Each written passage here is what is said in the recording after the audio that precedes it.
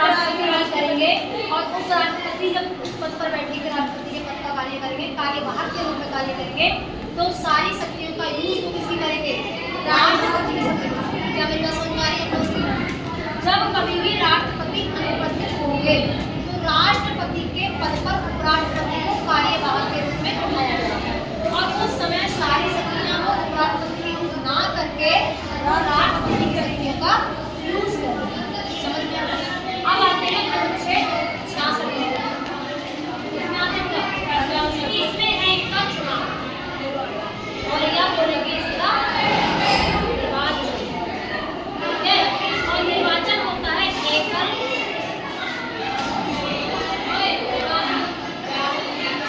संसदीय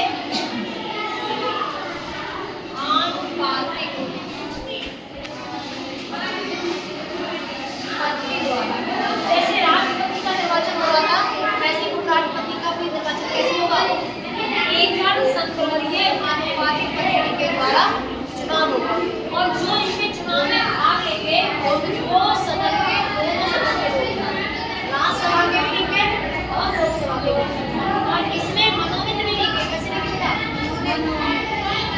मनोनीत भी लेंगे और निर्वाचित भी भाग लेंगे। समझ में आ गया? राष्ट्रपति के पद में क्या हो रहा था? निर्वाचित सदस्य भाग ले रहे थे, लेकिन इसमें मनोनीत भी भाग ले सकते हैं। उपराष्ट्रपति के चुनाव या निर्वाचन के समय सदन के दोनों सदन राज्यसभा और लोकसभा के मनोनीत मतदाताओं को भाग ले सकते हैं। अब हम पढ़ते हैं आर्टिकल 67। भारत का नागरिक हो,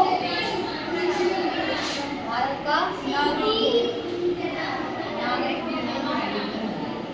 दूसरी बात, पागल या दिवालिया नाम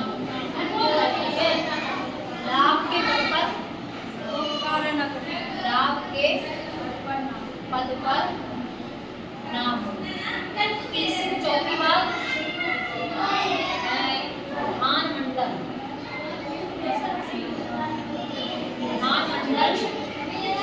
या सदन, किसी सदन का। ठीक है, किसी भी सदन सदस्य नाम। अगर सदस्य है तो उसे सदस्यता छोड़नी पड़ेगी, तब वो राष्ट्रपति के पद पर इलेक्शन लड़ सकता है। पांचवी, 35 वर्ष की आयु के ऊपर 35 वर्ष की आयु उसकी होगी। समझ में आ रहा है? आयु होगी। छठा है इसका कि जो क्या बोलेंगे 20 प्रस्तावों को इसके कम से कम और 20 अनुमोदक और वो भी कैसे कम से कम। समझ में आ गया? भारत का नागरिक के लिए लाभ के पद पे ना हो, संसद में किसी संसद में विधानसभा को सदस्य नहीं होना चाहिए और 35 वर्ष की आयु पूरी कर चुका हो। और दूसरी एक बात और है, राज्यसभा इसके राज्यसभा के सदस्य बनने की योग्यता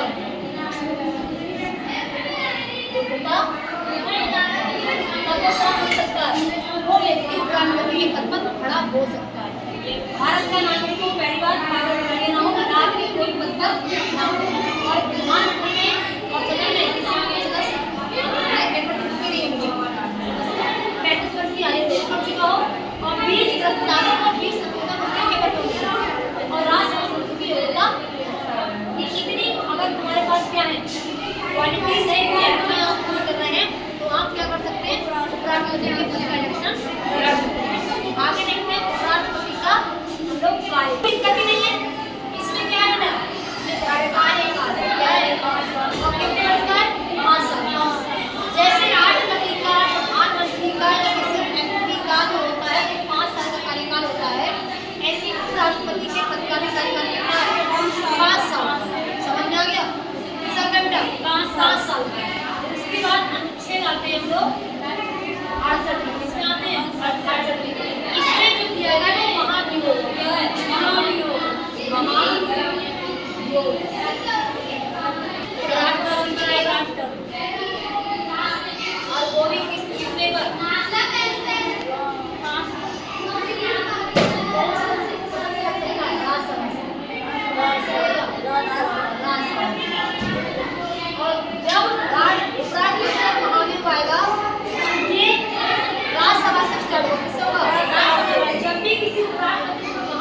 पारित होगा, तो जब महाभियोग आएगा तो इसके पास 25% वोटिंग होनी चाहिए।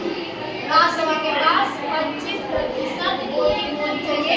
इसे बोले हैं प्रस्तावक के लिए, वहाँ लाने के लिए 25% वोट होने चाहिए। किसके? राज्यसभा। और उसके बाद जब ये प्रस्ताव पारित होगा, ये प्रस्ताव लाने के लिए है 25%, लेकिन जब ये प्रस्ताव पारित होगा उसके बाद 66% वोटिंग होनी चाहिए।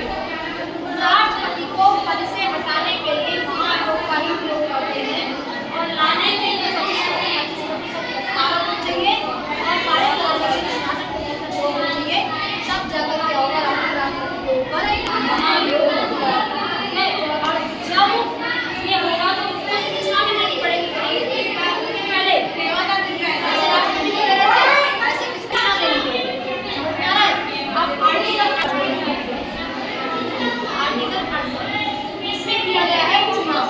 क्या करेगा? चुनाव को यथाशीघ्र कराना, चुनाव को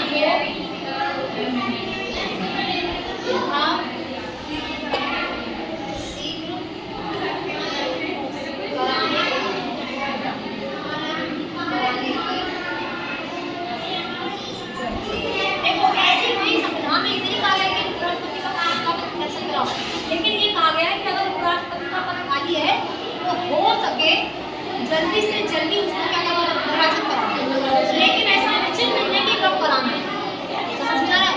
फिक्स नहीं है कि कब कराना है, लेकिन इसलिए कहा गया है आर्टिकल 68 में कि उपराष्ट्रपति का पद अगर खाली है तो हो सके तो जल्दी से जल्दी इसका निर्वाचन करा लिया जाए। समझ में आ रहा है? और ये निर्वाचन कराने का काम कौन करेगा?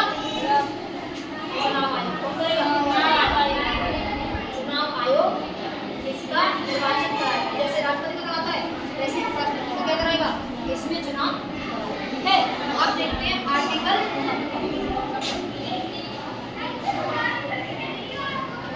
6। इसमें बोला गया है क्या? राष्ट्रपति की शपथ है। क्या है? शपथ। और आपको पता है जब शपथ दिलाएंगे तो कौन दिलाएगा? राष्ट्रपति जी। कोई भी बड़ी बात नहीं इसमें। जो राष्ट्रपति को शपथ देने का काम करेंगे वो कौन करेंगे? राष्ट्रपति जी करेंगे। उपराष्ट्रपति को अपने पद पर शपथ दिलाने का काम राष्ट्रपति। ज्यादातर शपथ जो होता है वो राष्ट्रपति ही दिलाते हैं किसी को। ठीक है, लेकिन